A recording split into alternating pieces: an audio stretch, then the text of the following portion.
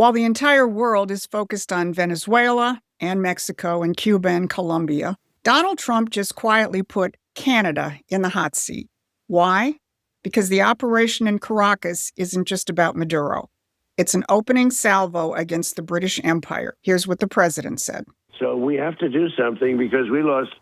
The real number is 300,000 people, in my opinion. You know, they like to say 100,000. 100,000 is a lot of people, but the real number is 300,000 people. And we lost it to drugs, and they come in through the southern border, mostly the southern border. Plenty come in through Canada, too, by the way, in case you don't know. But you're not supposed to notice that. The headlines covering that same press conference are focused on the usual targets, like this one in the New York Post. But while the empire's American propaganda arms want you focused on those usual suspects, by Sunday, the Canadians had figured out what I just told you. The editorial board of the Toronto Globe and Mail announced in their Sunday editorial that Venezuela's fate is a warning to Canada. Meanwhile, the rest of the narrative is being played out by the press, like the New York Times, which says that this is another regime change operation out of the Bush playbook and that it's going to split the MAGA movement. And of course, the New York Times' favorite new political figure, Marjorie Taylor Greene, played her part in feeding into the MAGA split narrative. Meanwhile, the Democratic Party is playing its assigned role in the narrative, shrieking about Trump's actions, and some are already calling for his impeachment. But here's where it gets interesting. Some of Trump's opponents, like the former head of Britain's MI6 and walrus man John Bolton, immediately recognized that what the U.S. did in Venezuela was not a regime change operation. They're actually onto something. It isn't regime change.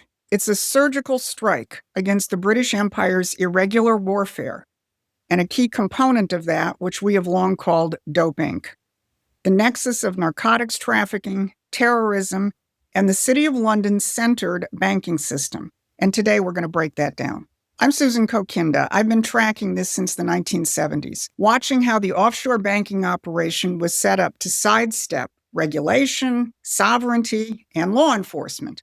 And I'm here to tell you that for the first time, someone is taking that on, and it's Donald Trump. So if this sounds like your kind of fight, please hit those like, share, and subscribe buttons so we can reach more people. Here's what we're going to cover today. First, it's not regime change, and the empire knows it. Second, how the empire's operations of dirty money is now in the crosshair, and the Russians know it, and how Trump is deploying to defeat all of these imperial operations. So let's clear up the biggest misconception right now. Many former MAGA allies, Candace Owens, Marjorie Taylor Greene, are screaming that this is neocon regime change 2.0. They're just looking at the surface or outright lying. But listen to Secretary of State Marco Rubio. He told us exactly what this is. I want to start with this big picture question. Is the United States now at war with Venezuela? There's not a war. I mean, we are at war against drug trafficking organizations. It's not a war against Venezuela.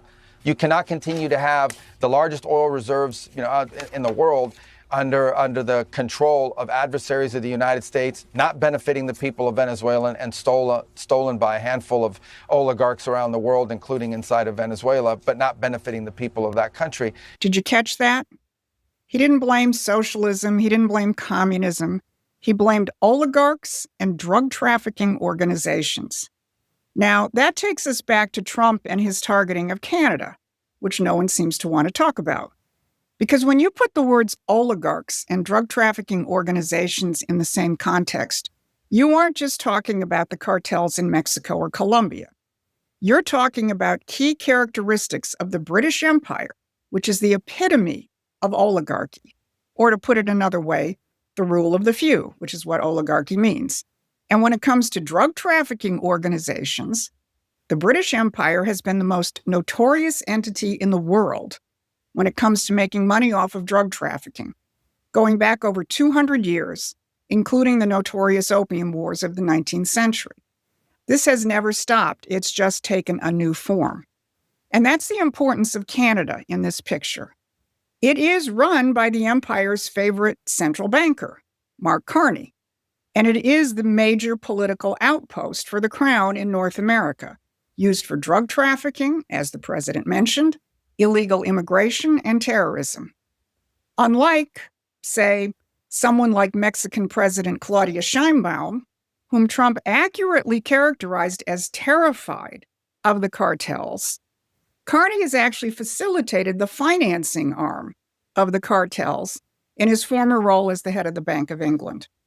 While no one else is picking up on the Canada angle, some interesting folks who are not exactly Trump supporters are picking up on another aspect of this, on the fact that what the U.S. did in Venezuela is not regime change.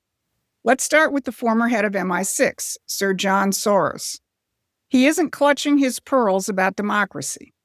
He recognizes this for what it is. What Trump did is a demonstration of raw power that bypasses the empire's rules-based order. Well, first of all, I think I'd be cautious about using the phrase regime change. The Americans have abducted the leader of Venezuela, Maduro, and taken him to the US to stand trial. But they are now already dealing with the regime. The army remains in power, the legal structures of the regime remain unchanged, and they're already talking to Delcy Rodriguez, the vice president who's been sworn in as the new president of Venezuela, and distance themselves from the opposition. So this isn't the sort of regime change of the sort that we saw in Iraq, and is commensurate with the clear reluctance by Trump to put large-scale forces on the ground. Sir John admitted this operation is new territory. He noted that Washington is already dealing with Maduro's successors and that the structures of the country remain. He knows this isn't Iraq, it isn't Tony Blair's regime change. It's something else. And he's not alone. Here's John Bolton. But let's be clear, there's a big difference between getting Maduro and removing the regime. Right now, facts are scarce, that's for sure, but the regime is still in power. And Trump, inexplicably today at his news conference, took a shot at the Nobel Peace Prize winning leader of Venezuela's opposition, Mrs. Machado, said she didn't have the trust of the Venezuelan people. So I think there's a lot of lack of clarity, to say the least, in Trump's thinking on this.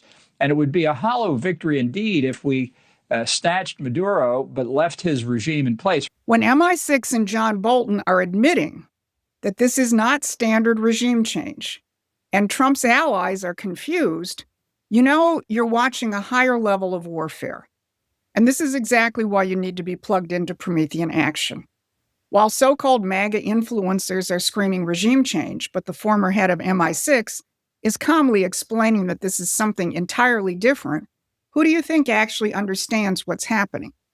We've been tracking British imperial operations in irregular warfare for decades. We don't react, we don't chase headlines. We understand the enemy's playbook because we've studied it and fought it since the 1970s. So if you're tired of being confused by people who you think are on your side, subscribe to our free newsletter at Promethean Action. We'll help you see what Trump is actually doing so you can defend it and explain it to others.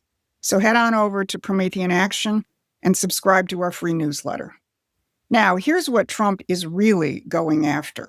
If this is a war on drug trafficking organizations and oligarchs, as Rubio says, then it is automatically a war on the global banking system, because you can't separate the two.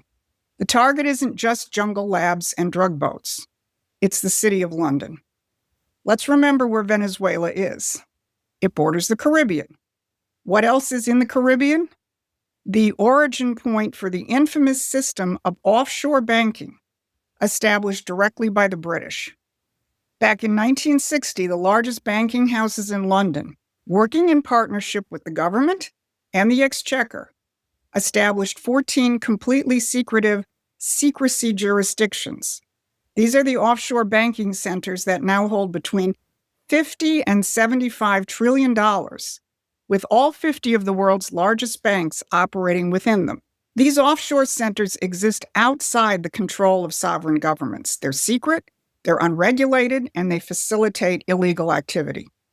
What we once had, a legitimate regulated banking system, has been transformed into a criminal enterprise. And interestingly, the Russians have known this for years and have been more vociferous about it than any Western government. In a 2014 speech, Viktor Ivanov, then Russia's top drug enforcement official, laid it out clearly in a Moscow conference. He said, "This allows us to confidently assert that narco money is the foundation of the modern financial system. It is not surprising that during the first peak of the financial crisis of 2008-2009, Antonio Costa from the UN announced that the top banks in the world dumped in around $352 billion of narco dollars to use for interbank borrowing to address the critical shortage of liquidity."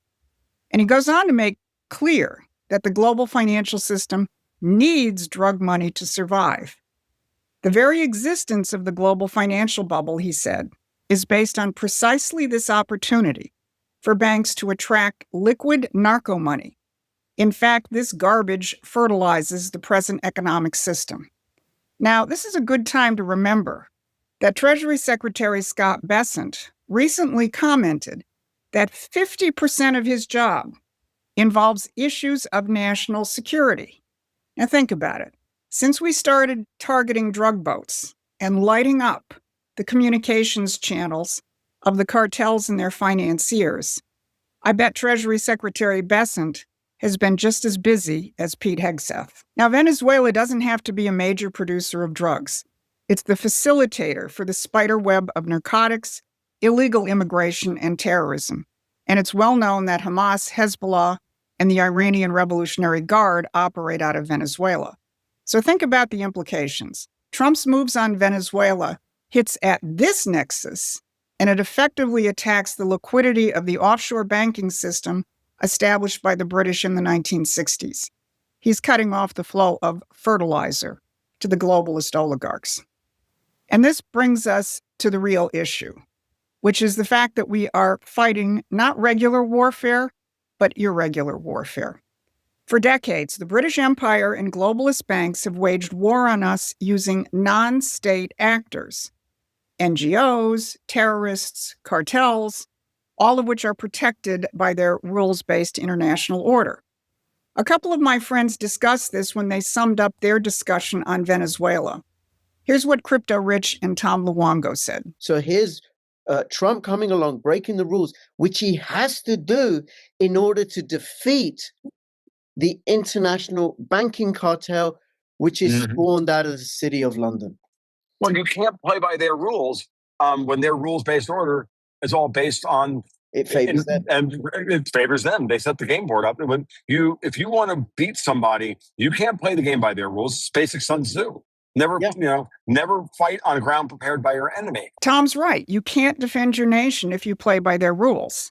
And the new national security strategy, which Rubio brought up in the above interview, says so.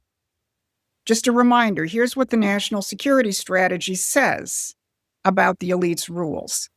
They lashed American policy to a network of international institutions, some of which were driven by outright anti-Americanism and many by a transnationalism that explicitly seeks to dissolve individual state sovereignty. So, on behalf of all sovereign nations, Trump has taken the fight directly to those institutions, both the so-called legitimate ones like USAID, the NGOs, the nonprofits, the universities, and the illegitimate side, the cartels, the criminal empires, and their financiers. We're no longer playing by the rules of the rules-based order. And don't forget, it was Canada's Mark Carney who said that just a few months ago. The old world of steady expansion of rules-based liberalized trade and investment, that world is gone. This is what this administration is taking on in their whole of government approach. No, it isn't regime change. It's the recognition that this is irregular warfare. And for the first time in the entire post-war period, the United States is actually fighting back. So here's the bottom line. While the talking heads and influencers are screaming about regime change and splitting MAGA, Donald Trump just declared war on the financial backbone of the British Empire. He's targeting the offshore banking system that has funded terrorism, cartels, and the destruction of sovereign nations for over 50 years. And he's just targeted Canada for good measure. The most ironic part? The enemy understands what Trump is doing better than many of his supposed allies. Sir John Sawers and John Bolton see it. And one of the other superpowers, Russia, has been warning about this for decades.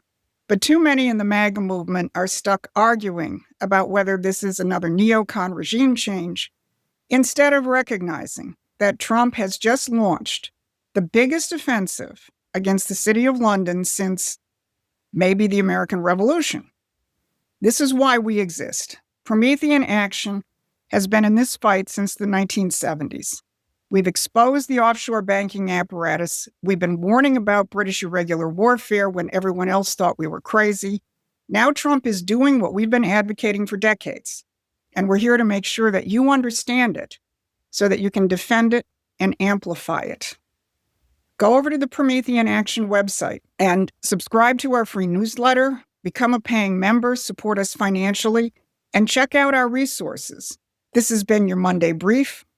Thanks for watching. Please take a moment and subscribe to our free newsletter at prometheanaction.com.